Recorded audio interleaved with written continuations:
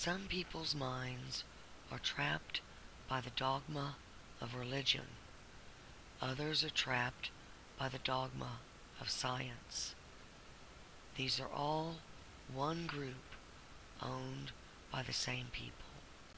They have rewritten your history and given you a false timeline, and this was done within the last 100 years.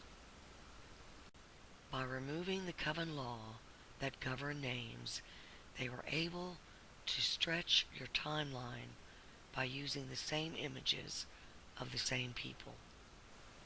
What happened in Babylon wasn't a mystery, it was simply removed. By renaming hieroglyphs and altering the definitions of words, they altered your concept of what the word meant. They altered your concept of what heaven, God, and other words are, and then gave you religion to discredit all of it. I believe had Kennedy lived, he would have warned us about what the royals and the priesthood had done. He caught on to Rothschild's company store system, and then he caught on to the Bilderberg. He then demanded from NASA an answer to who the Greys were and why they were here. And that's when they killed him. The Brookings report says very specifically, number one, don't tell anybody. If you tell anybody, it will shatter the fabric of our civilization.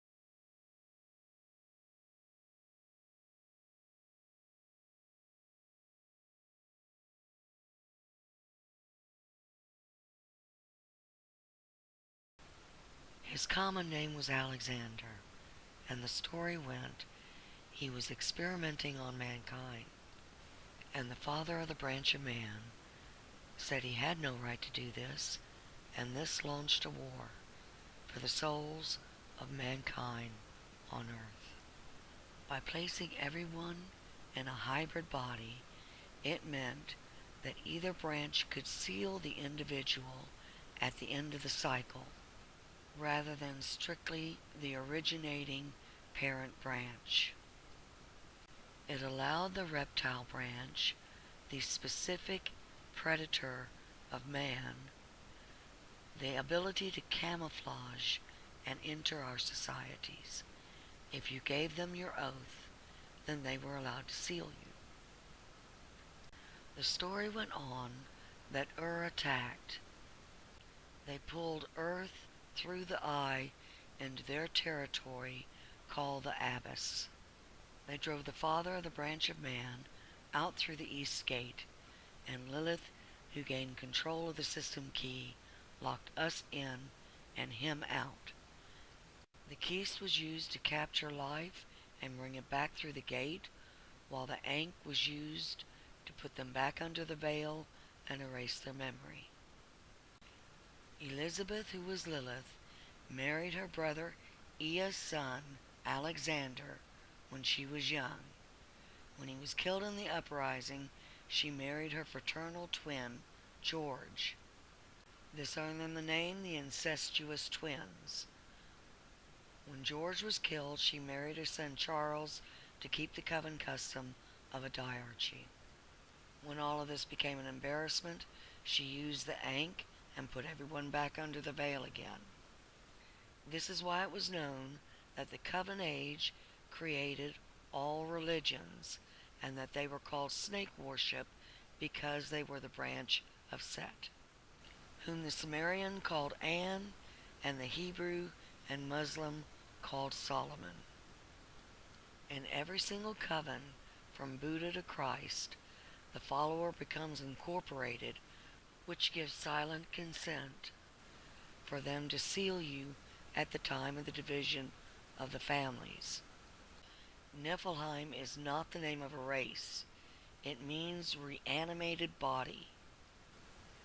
Lilith is queen of the Moloch. Set is the origin of cube worship. Both the El and the Moloch are the two offspring branches of Set, and this is in the Coptic record. Set An became Satan. Asgartha tunnels and Hollow Earth are just a pretty myth. You're dealing with the underworld. Their purpose is to add you to their ark. The illusion is that you're dealing with a species of man, whether it's the Nephilim, GFL, or Jesus. This is what Set looks like in the astral. He eats his share of the division of the families. This is the war between Satan and God. Now that I've introduced you to the myth and the legend, it's time to take a look behind the curtain of the Wizard of Oz. Everyone gets the red pill.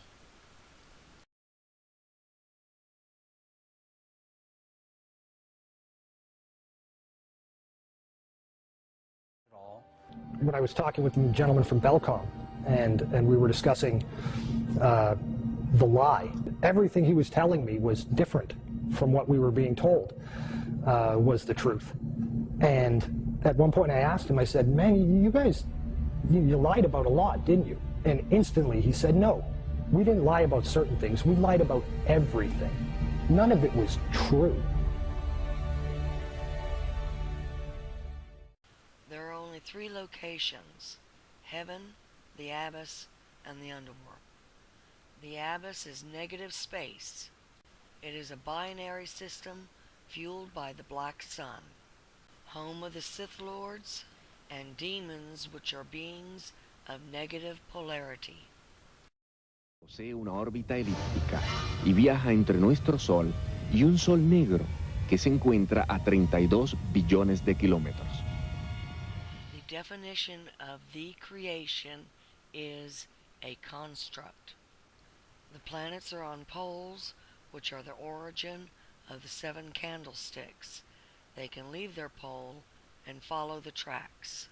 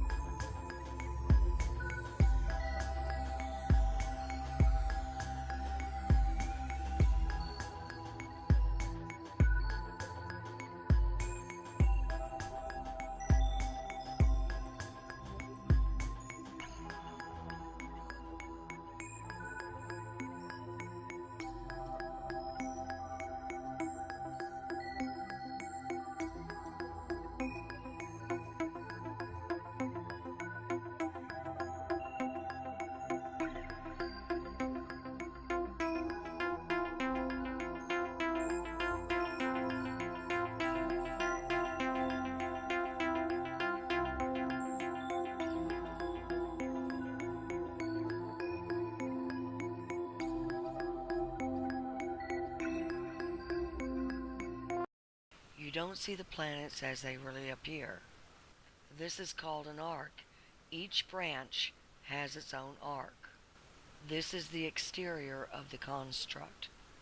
The degree lines on this image are not drawn in, they are physical. This is called the map. This is an image of Venus as she really appears, taken February 25th. This is an image of Earth, taken March 10th.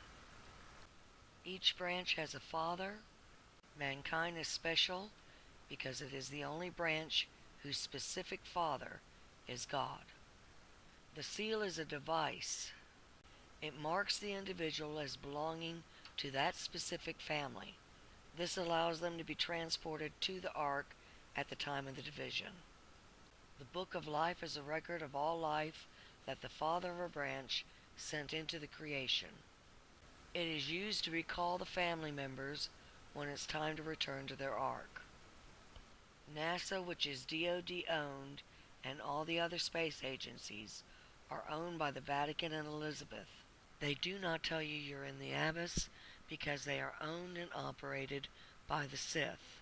It is coven law that each coven must identify itself with a registered coven symbol, which is called a sigil. The vector symbol is the sigil of the Sith Lords, which are the 7 system lords. These are the 7 candlesticks of Baal. 3 dots represent the 3 kings, the 3 Ptolemies, Saturn, Jupiter, and Mars. The Vector, NASA's official logo. If you've ever looked at NASA's official logo, both their official insignia and their official seal, you'll see that the most prominent object in the seal is a red swooshing object. They call that the chevron or the vector. If you ask NASA's Public Affairs Office, this symbology is featured so heavily in their insignia and seal, they'll give you what really amounts to the standard facile cover story for the unilluminated. They'll tell you that that is a representation of a hypersonic wing design from the 1950s, which was the time the logo was created. Not exactly the case. Someone might want to ask the Russian Federal Space Agency, Roscosmos, that was formed in 1992, why they chose that same logo. And while you're at it, you can go ask the Chinese, who formed their space agency in 1996, why in the world they're using a hypersonic wing design from the 1950s as their official logo. Then you can ask the Japanese, the South Koreans, Taiwanese, Malaysia, Mexico, Iran, all of these countries, even Bulgaria. They all utilize the vector symbology in their space agency logos for their national space agencies. It gets even deeper. You can go look at the individual manned program patches for NASA. The Mercury program, for example, a blatant use of covert symbology. In every logo dealing with the Mercury program, you'll see what looks like a number 7 in their logo. And again, NASA's official story is that they put this number 7 there so that they could pay homage to the original 7 Mercury astronauts. Kind of forgetting the fact that only 6 Mercury astronauts actually flew into space, because number 7 never did. Deke Slayton had a heart problem, so he didn't get to go up. So there were only 6 Mercury astronauts. Yet there's a 7 in every single logo. That's in the official mission or official program insignia for Mercury, as well as the 6 individual mission patches carry this logo. And it carries on to the Space Shuttle program. If you look at the Apollo logo has a big letter A in it. At least that's what they want you to believe, but it's not. Again, that's just a simple way of explaining away the inclusion of this vector symbology in the logo.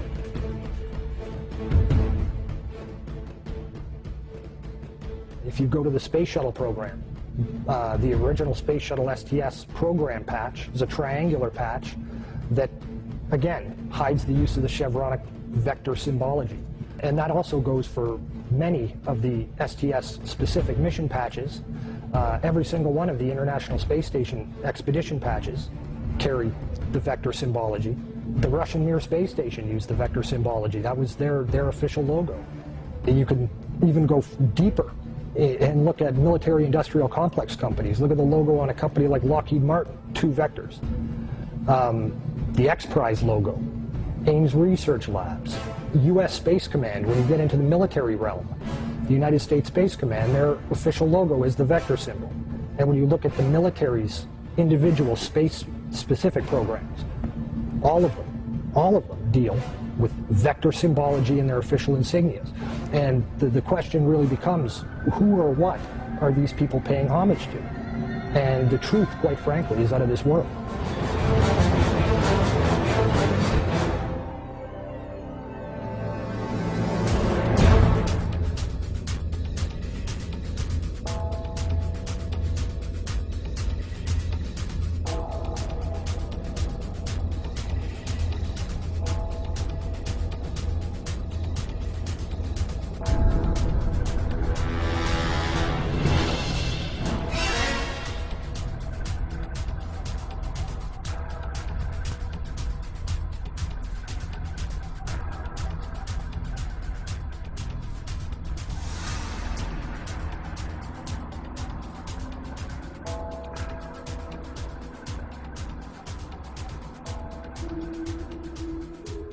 This painting, entitled The Madonna with Saint Giovannino, was made sometime during the 1400s.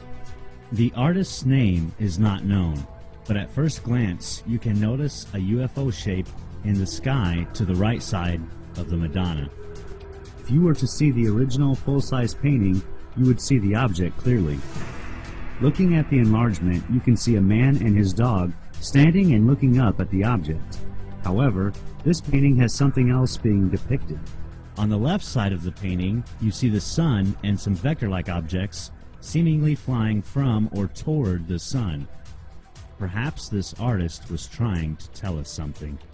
In another painting of the Madonna made by a completely different artist, the unusual patterns of the sun and the vector-like symbols have also been added prominently on the Madonna's cloak. You can see the same symbology on this painting as on the one before. This time, however, there is no UFO object to be seen anywhere in the sky. This footage was taken over Mexico City in 2002. There were many other videos and photographs taken of this same type of object, clearly resembling the shapes as seen on the visor of the astronaut, on the moon, and depicted in the 14th century paintings of the Madonna and Child. There is probably a larger story behind the vectors, but it is very unusual this symbology has been adapted by all the United States and foreign space agencies, especially enemies like Iran and others who are also making missions to the moon. This is an image of the Sith at the sun. They had complete control of planet Earth. No mortal man could fight them back. Any who didn't comply were killed. They owned the corporations which ran the sciences and education. And this is how they were able to lie about the true nature of space. There's no inside structure. Is it hollow? Yeah, there's only a surface. There's nothing inside. Is the sun actually, do you believe, combusting in on It's itself? not burning anything. There's no fusion in the sun. That's well understood. Proven. Yeah, well, there's just not the way to prove that there is any. It's only in the flares that you get fusion. That's why all the X-rays. The flares, the arcs, and the X-rays, and the microwaves, and whatever result of fusion in the arcs. There's no fusion in the sun. They don't know how the sun works. Why do you, what's special, how does the sun make light? It's a transformer. Transforms from some other dimension. It's not burning anything. It doesn't have to. It's a converter. Of what? I don't know. Nobody knows. But that's what it does. That's the only thing it can do, because that's how everything works. Transforming from another dimension. Yeah, you could say it's taking energy from another dimension, counter space. There's no energy, actually. You can't, most of it you can't even measure in outer space or see. You can't see. No, you can't see the sun in free space. So the sun is not visible in outer space. Not in free space. It's only invisible when gross matter becomes involved, like the Earth's atmosphere and envelope and the surface of the moon or whatever. That makes the light. Otherwise, there is no light. You can see the moon, you can see the Earth, but you can't see the sun or you can't see the stars. But you can see the planets and the satellite. Right. You can see material objects, but you cannot see the sources of light. There is no light until there's a material object. To reflect off. So that means there's no time delay. So the whole time delay thing is meaningless. It doesn't take light years. There are no light years because there's no light. So that means that the light you see from the distant stars isn't 4 million years old. It could be only minutes old. It could be instantaneous. All the theories collapse when you can't see the stars in outer space. Lilith put a firewall around the black sun in order to hide it from our view. It also hid the Eye of Horus and the Papal Key, which is their gate. The stolen mat is wrapped around Anne's Ark. The EM field is not a protection. It is an AI net Ra put around us to hold us captive. It is the origin of the Smith program, the holographic sky. NASA represents it on patches as an electron field surrounding Earth. The Greeks called it the 12 Ethers. This is not a camera lens. The rings are always on the side of the sun. The poles are inside, not outside, and when it's in motion, the planets go right off the screen. These are called the masts of polarity. Their purpose is to divide polarity among the populations. The negative polarity is drawn to the left mast. The positive polarity is drawn to the right mast. They flash in time with the sun's mast. At the time of the division of the families, the left mast is bound and the right mast moves off. That's why they called it the left-hand path of Set. And why they told you there were only two paths, the right-hand path of God and the left-hand path of Set. Another function of the mast is that extended, they act as a guide rail along the tracks, which allows the planet to leave its pole and fly independently. One of the things that Anne's New World Order did was use HARP to break off the masts on Earth in an attempt to sabotage our move. God and the Allied forces worked around this by repairing what could be repaired and bringing in a tow. Earth is shown at the top of our pole, which is called being T'd. We were in T-minus countdown to leave the pole that held Anne and the Asgartha tunnels. Elizabeth and the Covens and Rothschild have run a company store system on the people with the express purpose of stripping the cash from all the nations. They have been using our labor and our natural resources to build ships to aid the L to fight against the allied forces of mankind who are being led by one himself. He's come for his missing children. The other branches have come for theirs who are in human form. Time works differently here on this side of the gate. It's been approximately 100 years. On his side, it's only been closer to 10. He never forgot about us. After defeating Anne, he sent the entire fleet after us. On February 24th, 2007, all the arcs entered. As one large force, they started plowing the path. On the right side of the image is the mob. They are plowing down the poles as they get in the way. The illusion that this is a stationary object because it's always on the far side of the screen is just that. It's an illusion. This is Saturn confronting him. NASA cut 5 days off here.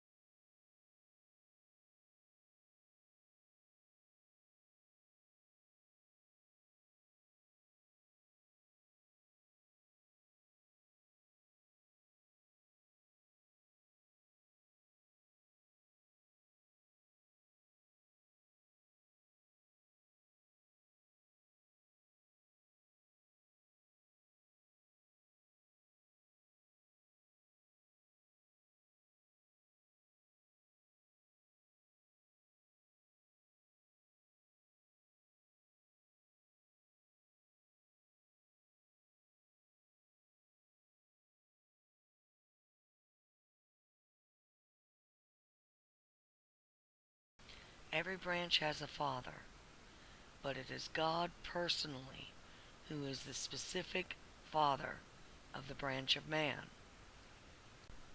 While the banksters were openly stealing homesteads by the use of covert means, which is punishable by the death penalty,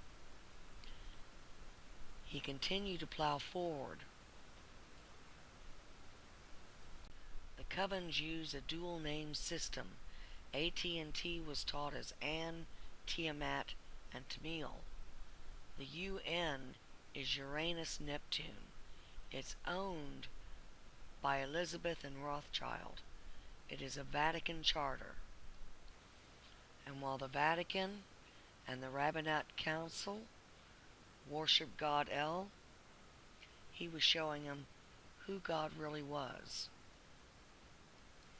And while the rest of the planet had no idea any of this was going on, Elizabeth, the Vatican, the Freemasons, the Illuminati, they had direct contact with the seven system lords. And unlike the majority of people, they knew these are called demons because they are the negative polarity. The Wraith, the Archons, and the Ili, which are the El, are in the Coptic record. They were known as brain parasites, the Wraith were symbiotes, and so were the Archons. They require hosts, they feed on humans, and Elizabeth and the priesthood offered their followers and all of humanity as a food source. And she and the covens have been implanting humanity, and this is how they've taken over. Everyone that went to a Bilderberg meet became implanted.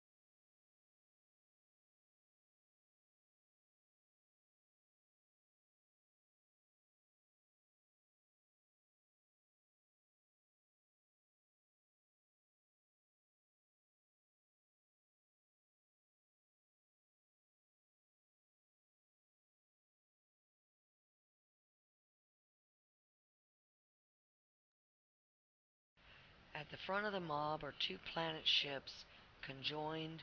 They are making a plow. All the other ships are following behind it. They are in the thousands. This is Ison. It is a ship. I know it is a ship because I know its very human owner.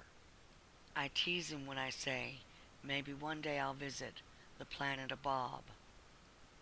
From around the globe, on every continent and every island, even hidden in China and Russia, among the most ordinary and overlooked within our population, are the individuals who stood up at the call of the One. And while he moves so fast, he just leaves contrails.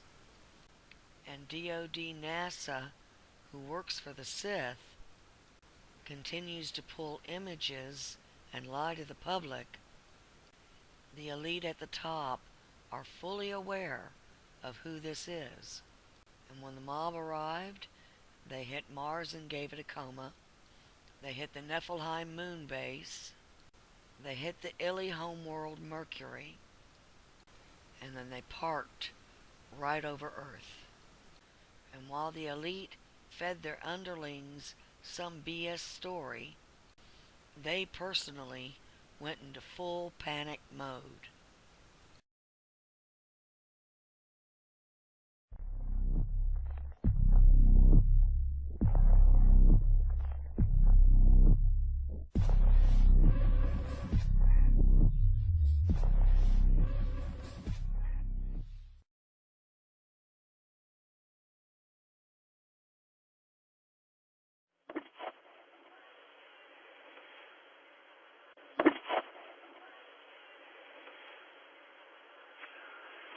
My name is Dr. Eric Norton, and I have worked as an outside consultant for the NSA and NASA for going on 12 years now.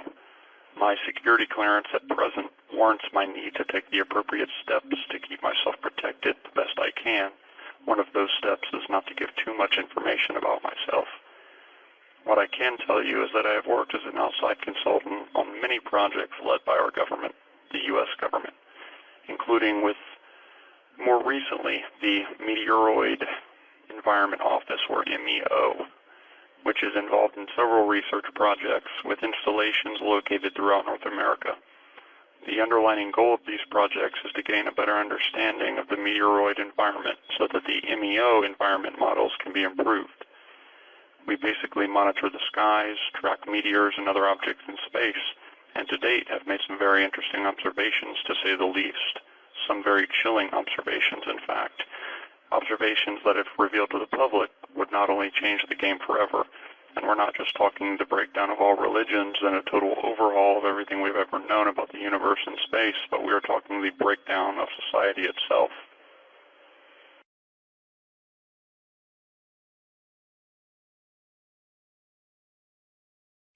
We are talking about a subject matter that, even up until today, carries with it a level of disbelief amongst the majority of the worldwide community. On January 22nd, 2012, I was called to the McDonald Observatory in Texas, which happens to be the second largest optical telescope in the continental U.S. I received a phone call from an associate with the observatory and was booked that night on a flight out to Texas, where I was met by an agent reporting to be with Homeland Security. He didn't say anything to me other than that he had been dispatched to see that I had reached the observatory and reviewed the information within that was awaiting me. Now, when I arrived at the McDonald Observatory, I was met by a second man with Homeland Security, and by this time I was really dumbfounded as to what was going on as it pertained to me. I had never dealt with matters of national security, so I was really lost as to what it was that could be so urgent that it warranted this almost security guard-like behavior from these two agents. I was quickly shuffled back into the main observatory chamber, where I met four other gentlemen who were involved with the operations of the observatory. And what they showed me was of such a shock to even my belief system that, once confirmed, I had to sit down and take a moment to get a hold of myself. What I saw, I can best explain in my own words as an array of massive three-dimensional black structures in space, in straight line formation, advancing in the direction of planet Earth. I know this because I was shown images taken 3 months prior which depicted the very obvious course of direction by these things, which had moved millions upon millions of miles closer within just months. I'll let you do the math in terms of how fast these things were moving. Now, I was there with the understanding that it was my job to aid in gauging exactly what type of composition these objects were made up of, and whether they were man-made, natural, or unnatural to anything seen before it. Now, using the scientific instruments provided by NASA that are available to us today, we were able to discern the fact that these were not naturally occurring materials, and that they were, to our best but limited understanding, some sort of metallic, carbon-reinforced material, several thousand times the structural hardness of what we have today, whether it be natural occurring diamonds or carbon nanotube type material. The objects seemed to also be emitting some sort of force field that deflected space particles from touching their surface, almost like the magnetic field around the Earth, which shields it from the sun's rays and solar material. The objects were getting so close that with our telescopes we could see the structural features of these things in high detail. They were shaped in the best way I can describe as a three-dimensional L-shaped craft. I use the word craft loosely, as we do not know if these things are piloted or vehicles at all in the strictest sense. All we knew is that they were moving, and moving fast. By January 2013, the objects had been tracked to about 200,000 miles past the planet Mars. Once they reached this point, almost instantaneously the objects vanished from our telescope lenses. I mean completely vanished, and as if they had activated some sort of invisibility shield at the flick of a switch. That's the best way I can describe it. We couldn't see them on any form of radar we have or any other visual medium available. We were left scratching our heads, and by this time, I knew that the upper echelons of the U.S. government were worried about these things because I was under a constant 24/7 guard by Secret Service agents who kept a close eye on me every single day since late 2012. I did not go home, go to the grocery store, or wake up in the morning without the reality of knowing that I was being watched. Some very powerful, high-up people were keeping an eye on me and the work that we were doing regarding these objects. Although I was never told about this, it was obvious with what I saw going on around me and the personnel involved. So for nearly the entire year of 2013, we watched the skies in disbelief of what had occurred. We didn't know what was going on or where these things were. According to my calculations, these things would have been so close to us by now that we would have no problem seeing them in the night sky had they stayed visible to us. But as I said, we didn't know whether they were still coming in their recorded direction or if they had simply left the solar system altogether. We just didn't know enough to gauge what was going on and what these things are really here for. I was sent home awaiting orders to continue my work if needed, and for some 6 months I did not hear so much a phone call regarding the situation. It wasn't until all of this commotion regarding the government shutdown, particularly of all the space surveillance projects, that I made some calls to see what was going on. Sure enough, what I had feared the most had been confirmed after I contacted a close friend whom I had worked with confidentially on this project at the McDonald Observatory. I asked him what was going on, and was there something to all of these space monitoring programs being shut down, including NASA, and was there cause to worry? My colleague sounded extremely unnerved when I spoke with him. At one point it was almost as if he was trembling in his speaking, and I asked him, what is going on here? It was then that he told me that the objects had reappeared and had positioned themselves behind the moon. The blackout of all space monitoring programs was essential to keeping the lid on what had happened.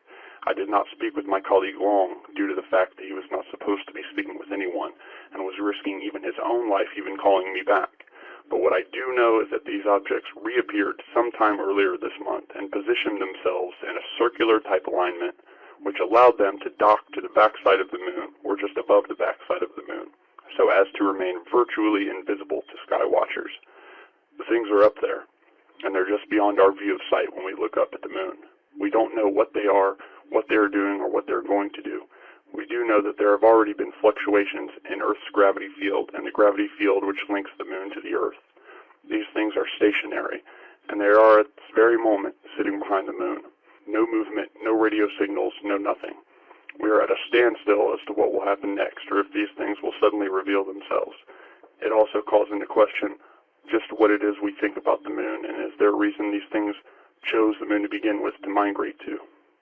You also take into account the recent ballistic Topol mission launch led by Russia, which was witnessed from space by Italian astronaut Luca Parmitano after having seen a strange afterglow above the Earth which looked like a missile contrail.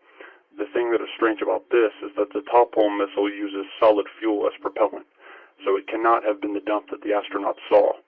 I'm not sure now what caused the cloud, but it's clearly associated with the missile itself. Now couple that with the recent shutdown of NASA and the furlough of 98% of its employees and the shutdown of the International Space Station's live feed, and I think you can start to get the picture. They're definitely hiding something, and I've done my best to describe what that is here today.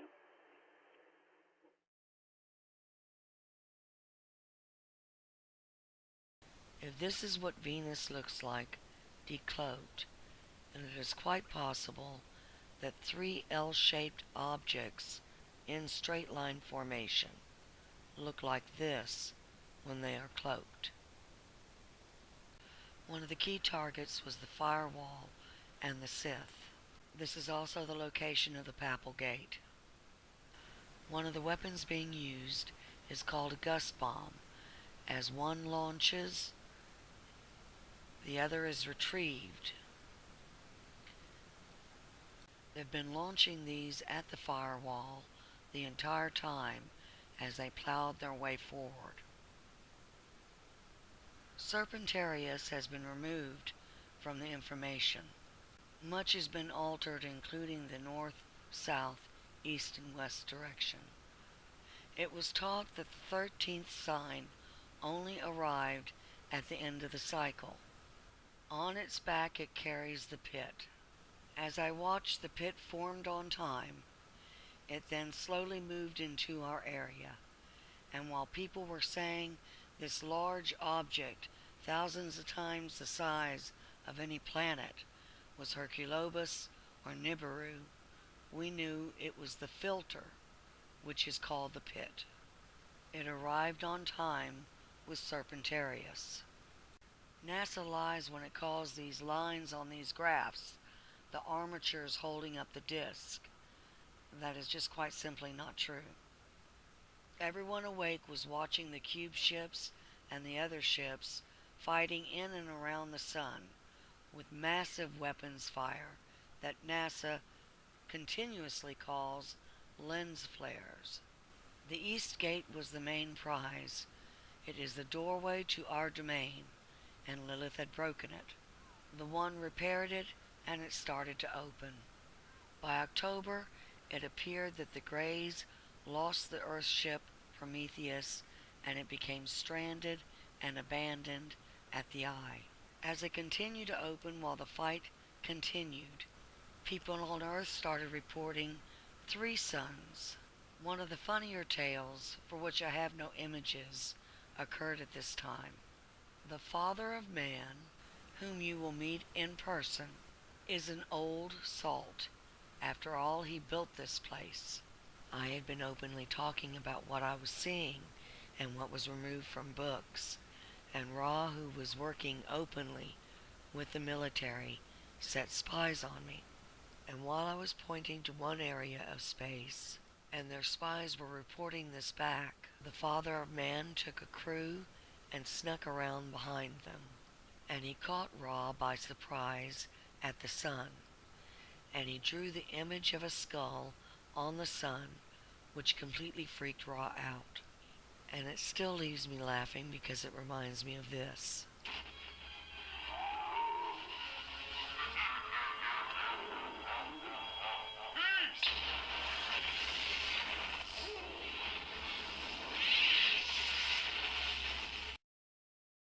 And in a spectacular move in this Wizard of Oz place, God stole the eye right from underneath them and hid it. And as of January, the eye was no longer seen at the sun, and no one questions why NASA's mysterious lens flares have suddenly cleared up. The pit continued to move to its final position, and by February it was in place in front of the sun. There are a number of planet ships protecting us now, but 2 in particular are in orbit with us. They are maintaining a defensive stance against the Sith at the sun. The key to spotting them is to watch for the light flashing from their mast.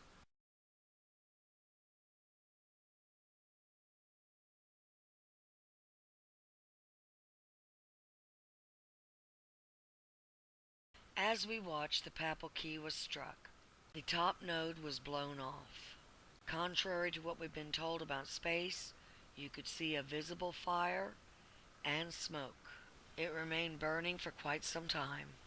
The 2 nodes at the bottom are masked. This destroys any hope that the Covens had of escape.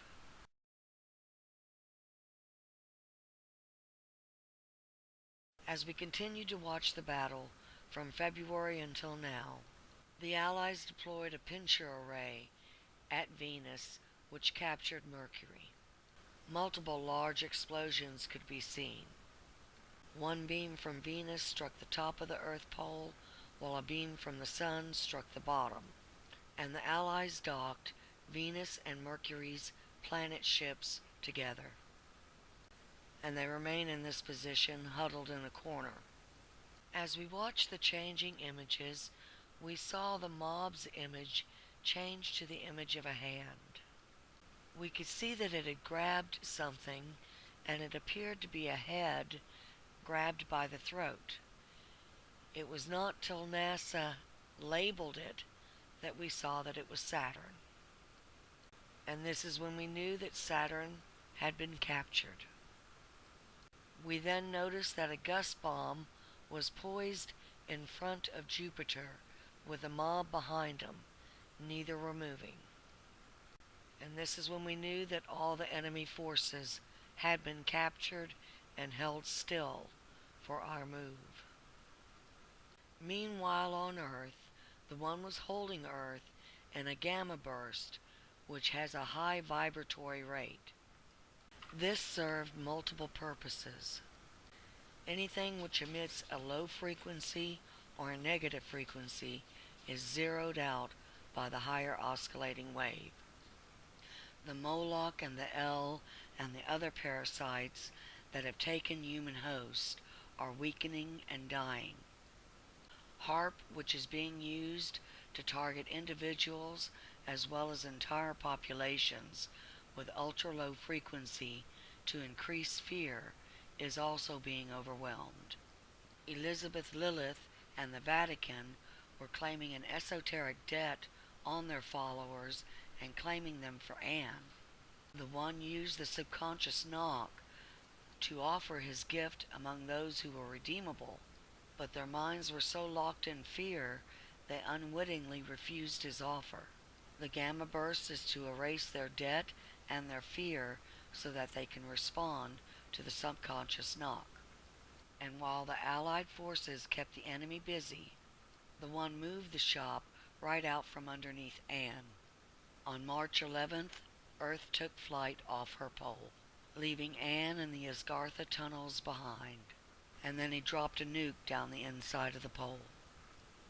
This is what the Earth looks like off her pole. On the 11th, we watched captured Saturn slowly move to exit the mob. Saturn's cube ships had been destroyed, and by the 17th, it appeared as though they were going to dock Saturn and Jupiter. But on Wednesday, March 19th, the Allies destroyed Jupiter.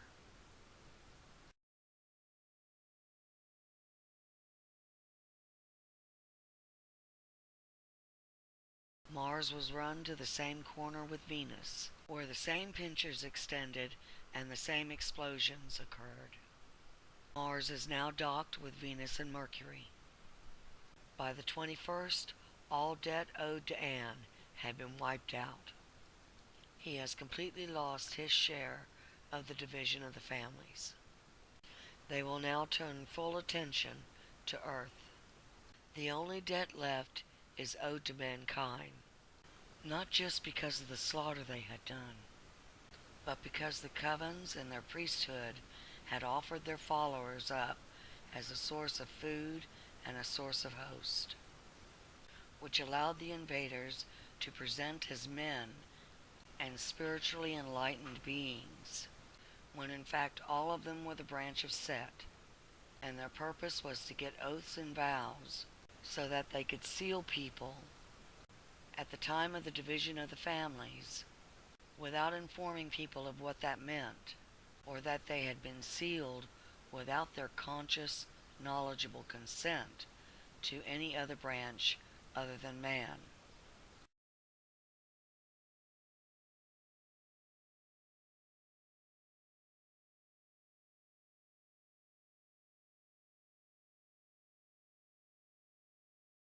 It comes down to the simple truth. Not a single image posted by NASA or any other Sith-owned operation or priesthood can be relied on. Instead, we have to rely on the information given by the Allies. And they say we do not see the planets as they really are, and that this war is between God the One and Satan, and God just one. The following information is from the Allies concerning how we make the leap forward. I will still be using some of the NASA images for lack of anything better as representation. The Allies are parked above us. They are not invading aliens. Nibiru is not going to cross. You are not going to die. They are moving you out of the abyss. The Allies say the first thing they will do is rotate Earth to the horizontal position for the purpose of flight. All electricity worldwide will be cut off. In the early morning hours, all life that is good will be given the call. This unplugs them and they wake up and stand up out of their body. This is when the veil lifts and all memory returns. The holographic Skynet will have a hard time keeping up with the role. This gives the appearance that the sun, which was already rising, falls backwards below the horizon again. As you look to the opposite side of the sky, you will see the net is open inside the dome, and all life on Earth is racing for the doorway there. You are drawn to the positive mass to polarity, and from there you're transferred to the arcs. The seal, which was your choice, determines what arc you go to. This is when the DNA upgrade occurs. It is two streams of code which are merged. One stream is provided by you as you come in, the other stream is provided by the arc. Your mind and your body are altered depending on what branch you chose. You exit the transporter in an incorruptible body suitable to that branch. For instance, if you chose Brahma, you leave that portal as a sentient race of bull. Only those sealed by the One, who is God, go to the Ark of Man and exit the transport as men. This is why your choice of who sealed you was important. Under the law of free will, only you can correct your choice. Because of the deliberate sabotage, the One says he has never seen so few men's names written in his book of life. This is a staggering loss of children, even the indigos.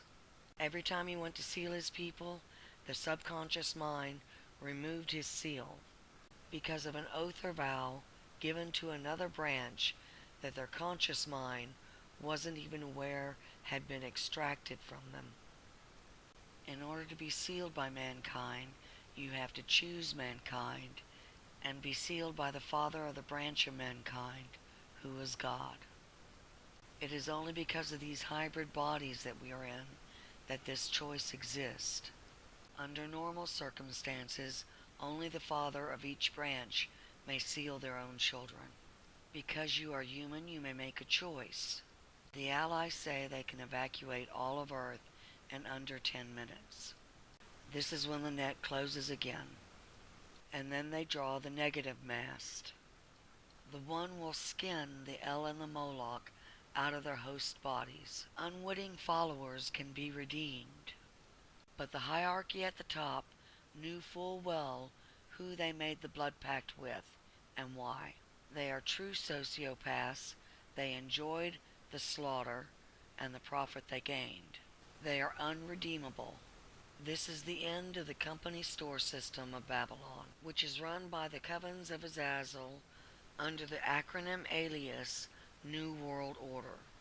The law is nothing of the old may go forward, and this will never happen again. Everything that is evil, corrupted, poisonous, and non-beneficial is drawn to the negative mast. It is transferred to the pot, which is then towed to the pit. The dome is completely cleaned out. The law is nothing evil or corrupt may go through the gate. After they are towed to the pit, he comes back and he tows Earth. As one group, we exit through the gate. On the other side of the gate are laurel whorls, whorls of green life and great beauty. Once there, Earth's mat is renewed. It goes through the same translation and upgrade. There is a large party with all of the families, and we call this the gathering. After that, mankind settles down on the renewed Earth, and the fifth book of life starts.